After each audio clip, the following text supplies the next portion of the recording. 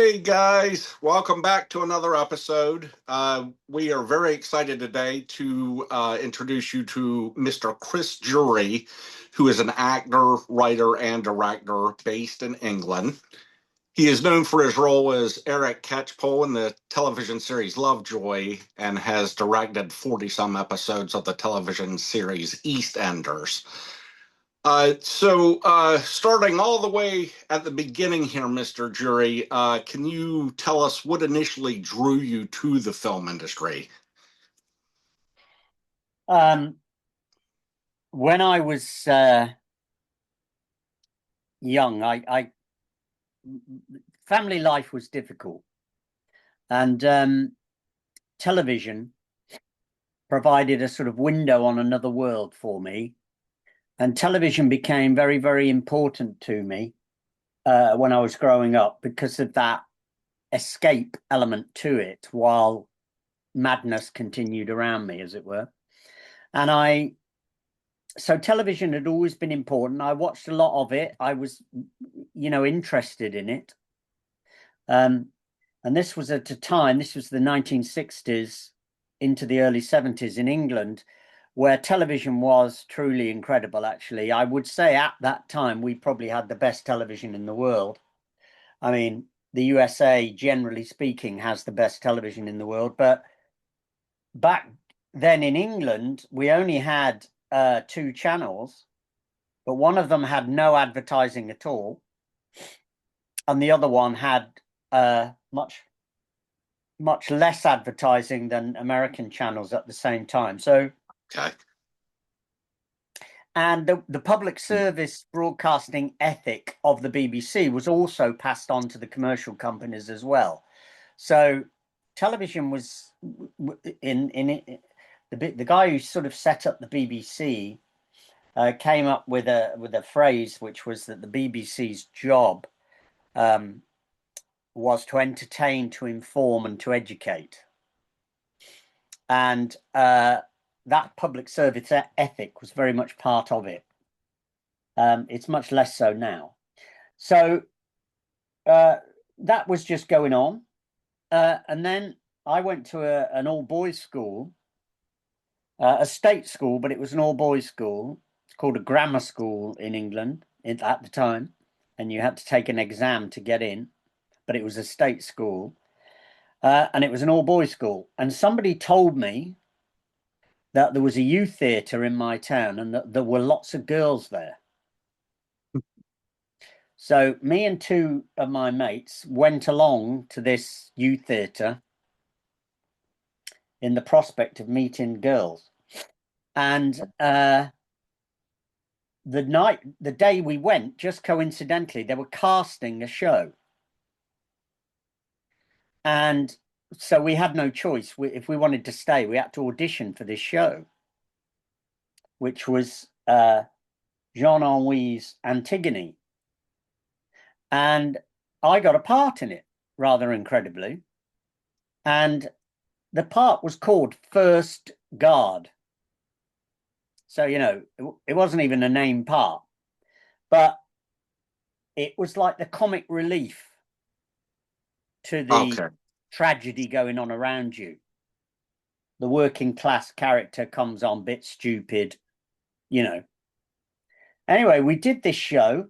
The youth theatre did this show, and I stole all the reviews. There was a guy playing Creon and the girl playing Antigone, and everybody, and all the reviews said, Jesus, this guy Chris Jury is bloody amazing. And it was like, shit. And I'd found something that I could do that other people couldn't do. And that had never happened to me before. I wasn't good at sport. Academically, I wasn't that great at that time. And suddenly I'd found something I could do that other people couldn't do, and for which I got validation, external validation. And so that started the journey. And then I suddenly realized I could put together my interest in television with my interest in this new thing that I'd found, this whole world of acting, writing, directing. And so I went to a university that did a television module as part of the course, doing drama. And all along, I didn't know really whether I wanted to direct, write, or act. But when I left university, I gave the acting a go. But by the time we did Lovejoy in the 90s, early 90s, you know, I was approaching 40 by the time we finished that show, and I hadn't had an opportunity to direct, or so I made a conscious decision then to move behind the camera. And so I did do that. And then, you know, and then in the ensuing 15, 20 years, I was directing and writing in television. And for me, it was always television. It wasn't film. Most of my contemporaries, it was film that drew them to the thing. And television was sort of a second to film. But that was never the case with me. With me, it was always television. I like episodic drama. I like the form. I like, you know, what it does. I like the capacity for television for people to have an intimate relationship with it, because it's in their own homes. So for me, it was always television rather than film that drew me to it, or theatre. You know, a lot of my actor friends, it's always the theatre, darling. Oh, darling, the theatre, the theatre. Television's just a way of earning money. And then with all my director, writer friends, it's always film, film, film. Television's just a way of earning money. And for me, it was always television. That's what I was interested in and still am interested in. Great. The as I told you previously, I'm a huge Doctor Who fan. I know you played the role of Deadbeat in Greatest Show in the Galaxy, a Sylvester McCoy episode. What can you tell us about that experience? For me, if looking at it from my perspective, I'd think it'd be pretty exhilarating. But I'll let you explain your role with the Doctor Who episode. Well, I was thrilled to do it. By then, by Sylvester's time, it had lost its glamour. And in fact, the show was ended by the BBC after, I don't know how many series did Sylvester do, 4 or 5, and then they cancelled it. Yeah, I believe 1989 was the year it ended. So we did this in 87, I think, and as you say, it was finished a couple of years later because it had lost its glamour. All the Star Wars films, sci-fi feature films had completely changed people's perception of what was possible with sci-fi. And Doctor Who looked a little tired visually. You know, the budget wasn't great. You know, we shot most of that episode in a sand quarry just outside Weymouth, which is a seaside town in England. You know, and that was sort of very famous as the Doctor Who gravel pits where everything was filmed. You know, all the planets were filmed in these Weymouth. So it had that sort of, you know, I think the Sylvester, in terms of the writing and the acting, the Sylvester McCoy period that is as good as any other, to be honest. But when we were doing it, we were aware that it was, you know, stuttering a bit. And the director of it had been the first assistant production manager on one of the first series of Lovejoy a couple of years before. So I knew Alan, and so that was lovely that I knew Alan. I'd done a theatre play with Ian Reddington, who was in it. So it felt very natural, actually. And I was thrilled. I was always thrilled to be doing stuff at the BBC, to be honest, because it had meant such a lot to me. Television Centre, you know, we'd grown up on children's shows would come from Television Centre and they'd film at Television Centre. So when I first went there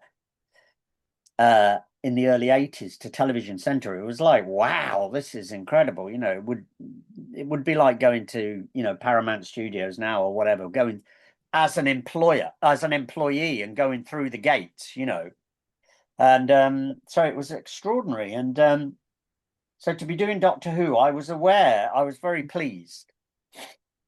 I didn't know that it would have such an afterlife being in Doctor Who because, you know, I do a couple of conventions a year. Oh, okay. I've done conventions in America.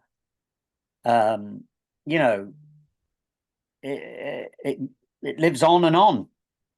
It And it God really bless it. does. It really does. It's a very exciting thing for sure. Yeah. Sure. Yeah. And you know, and I think it was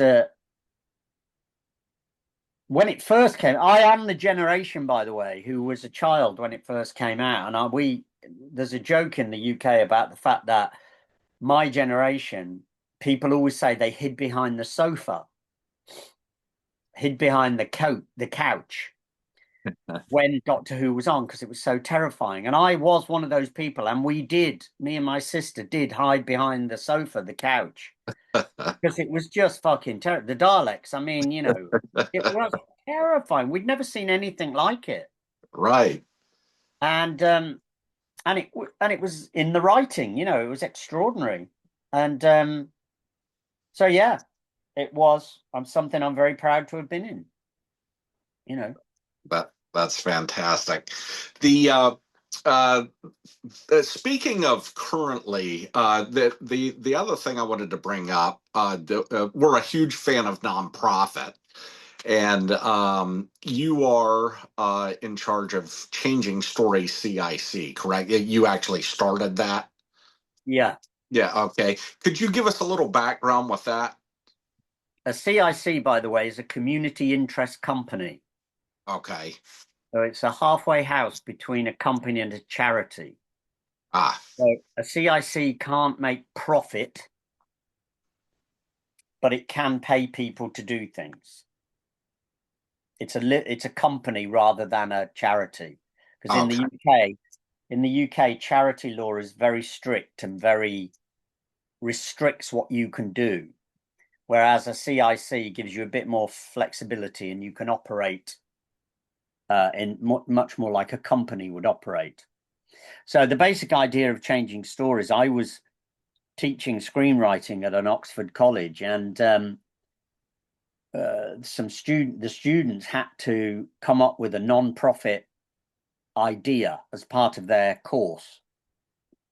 And one of the students came to me and he said, the non-profit project I want to do is use the way you teach screenwriting in a mental health context. And I went, what? Because I thought I was just teaching screenwriting. You know, I'm like, what? What are you on about?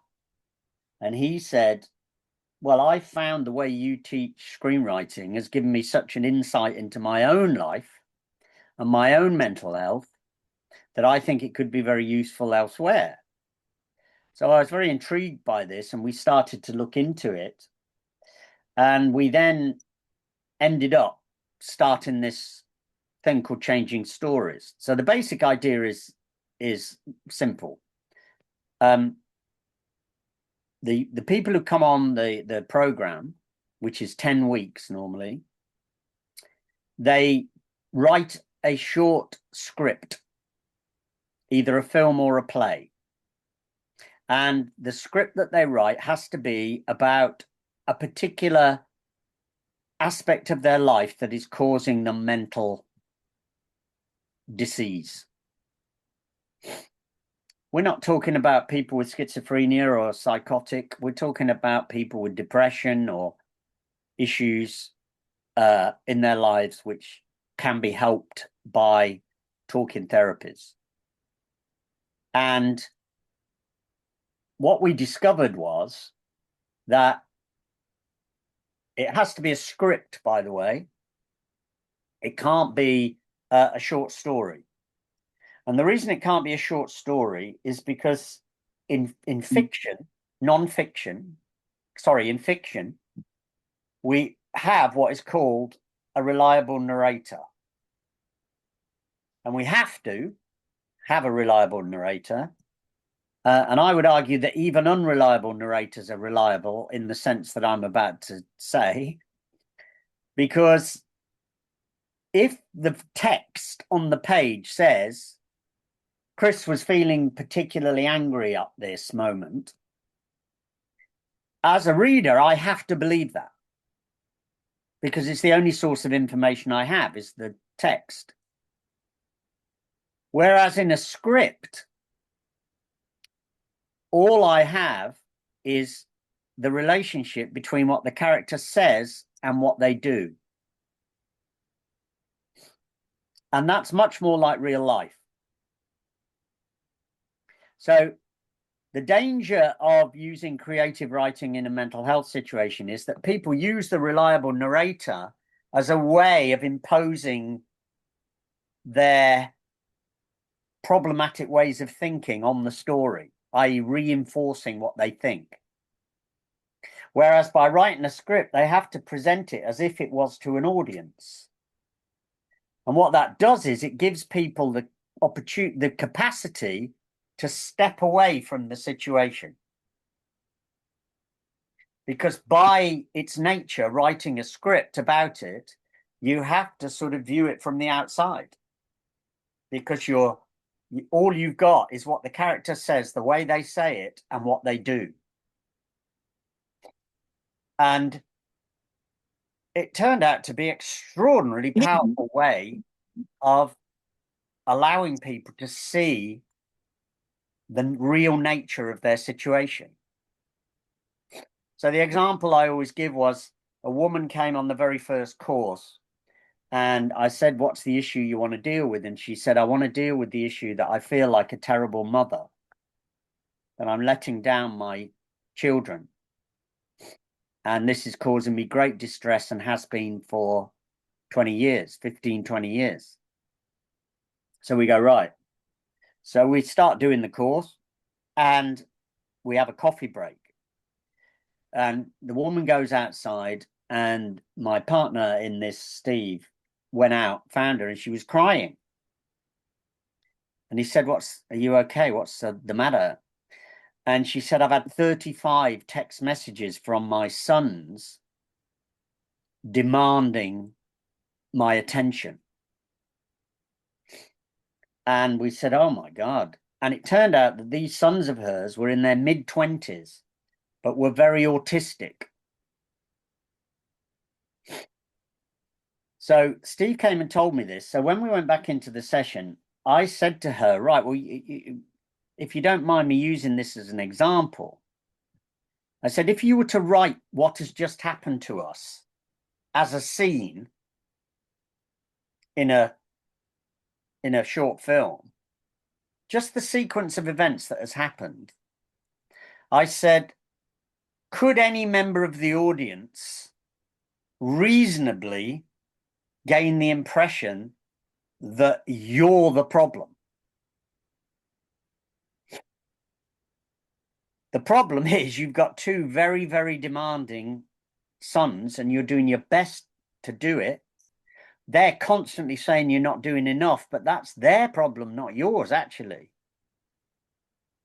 And her face lit up and she suddenly went, Christ, I'm not a terrible mother, am I? And we all said, no, you're not. And it was an extraordinary transformation in an instant of a woman who'd been struggling with this for decades. That's incredible. Because it took her out of the situation and she was forced to look at it how someone else looking at it would see it. It's such an amazing concept. Uh, Yeah. yeah, if you don't mind, we will mention that with the details on your website. Just a very exciting concept. And I do want to look into that further myself. With everything else going on, Mr. Jury, present and future endeavors, what do you have planned out for the year? Uh, I'm taking it easy these days. Yeah, I've uh, I've always worked like a maniac. yeah, Um, juggling plates all over the place, writing this, directing that, acting in this, teaching here and there. And I'm taking it easy. And I'm really, really enjoying it for the moment, I have to say. I'm sure it's I, well deserved. I I still go up for things as an actor every now and then, but Yep. and I'm Now, interested in it. I had read that you had done some theater work recently. Yeah, I Is did. I did Waiting for Godot at an arts festival near me. I'm up in the hills in the centre of England called the Cotswolds, and there was a local arts festival, and it was the 75th anniversary of the first production of Waiting for Godot, the 70th anniversary, sorry, of the first production of Godot in the UK in 1955. And so we did this production of Godot, and it was the first time I'd been on the professional stage in 37 years. And so suffice it to say, I was shitting myself. Um, but it was very thrilling to do it, very, very successful, and it was fantastic. And I'd done Godot in that youth theatre that I was talking to you about. We'd done Godot Mhm. when I was very, very young. I can only have been 17 when we did it. And I did Vladimir then, and we did Vladimir now. So that's a very nice book ending of the career, as it were. But I love Godot. I think it's hilarious. And Yes, uh, we did it in a way that emphasized that. that's great. So it was great. We are going to provide the link to your website so the audience can actually read about that because there was a quite a big clip regarding the last theater work you did. So Yeah, yeah. I figured that was a big part of you in which what was going on. So I believe that is everything. We're kind of winding down the clock here, Mister Jury. So again, thank you so much for your time investment and everything else. We were very excited to be able to speak with you multiple times. Yeah.